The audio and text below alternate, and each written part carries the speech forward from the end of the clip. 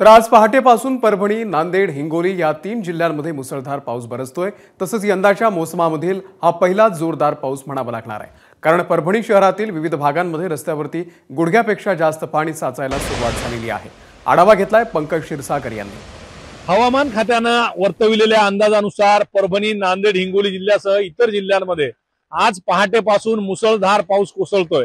आपण जर बघितलं तर पहिलाच यंदाच्या मोसमातील हा पहिलाच पाऊस आहे की या पावसामुळे नदी नाले जे आहेत ते ओसंडून वाहत आहेत। आपण बघितलं तर परभणी शहरातील वेगवेगळ्या भागांमध्ये हे पाणी जे आहे ते पाणी मोठ्या प्रमाणावर रस्त्यावर साचायला लागलेलं आहे। मग ते गांधी पार्क असेल, त्याचबरोबर गुजरी बाजार असेल, शिवाजी चौक असेल, इथलं बेलेश्वर नगर असेल किंवा इतर भाग असतील, या सर्वच ठिकाणी रस्त्यांवर गुडघ्यापेक्षा जास्त पाणी साचायला सुरुवात झालेली आहे।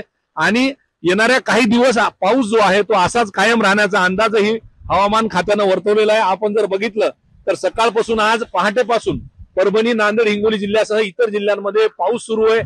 मेघगर्जनेसह पाऊस सुरू आहे। त्याचबरोबर आता वादळी वारेही या पावसाच्या बरोबर सुरू झालेले आहे आणि यामुळेच कुठेतरी यंदाच्या मोसमामधील पहिलाच हा जोरदार पाऊस म्हणावा लागणार आहे, कारण या पहिल्याच पावसामध्ये शहरामधील विविध भागांमध्ये पाणी साचायला सुरुवात झालेली आहे।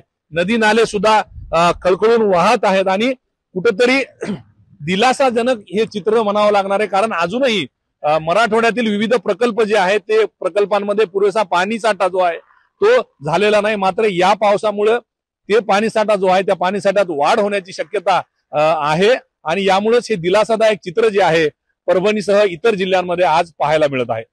कॅमेरा पर्सन विशालसह पंकज क्षीरसागर, एबीपी माझा, परभणी।